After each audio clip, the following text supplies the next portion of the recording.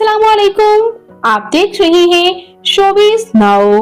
Viewers, आज की इस वीडियो में मैं बात करने जा रही हूँ खूबसूरत वर्सटाइल अदाकारा मरियम नूर के बारे में। ये कौन है, ये क्या करती हैं, इनकी फैमिली में कौन कौन है, इनके हस्बैंड।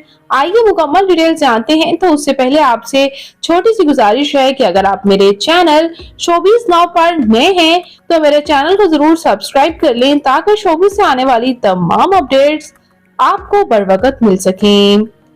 व्यूअर्स, मरियम नूर पाकिस्तान के शहर कराची से ताल्लुक रखती हैं और ये 10 अक्टूबर 1994 को कराची में पैदा हुई और इस वक्त इनकी उम्र तकरीबन 29 इयर्स हो चुकी है। इनकी फैमिली भी इनके साथ कराची में ही रिहाइश पजीर हैं। इनके वालिद एक बिजनेसमैन जबकि इनकी वालिदा हाउसवाइफ हैं और ये है इनकी हसीन सी बहन और इनके भाई जो कि कोई भी शोबिज़ से ताल्लुक नहीं रखते।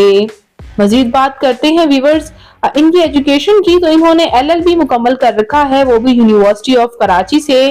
अपनी तालीमी काबिलियत मुकम्मल करने के बाद एज अ मॉडल इन्होंने शोबिज़ को ज्वाइन किया और उसके बाद 2022 में ये अलीज़े शाह के साथ ड्रामा तकदीर में नजर आई जहां इनको बेहद पसंद किया गया।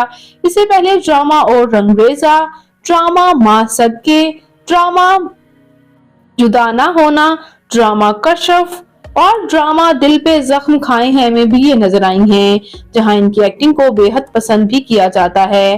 बात करते हैं इनके मैरिटल स्टेटस के बारे में, तो व्यूअर्स इनकी शादी इनके दोस्त इस्माइल शाहिद के साथ हुई जो कि इस्लामाबाद में फ्लाइट इंस्ट्रक्टर हैं और इनकी शादी 2022 में हुई। इनकी शानदार तरीन शादी थी और इनकी एक क्यूट सी बेटी भी है।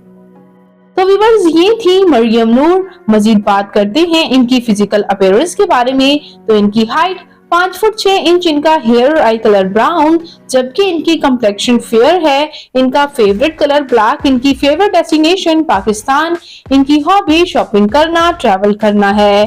तो व्यूअर्स, ये खूबसूरत सी अदाकारा मरियम नूर आपको कैसी लगती है, इनका कौन सा ड्रामा आपका फेवरेट है, कमेंट्स में अपनी कीमती राय का इजहार जरूर कीजिएगा।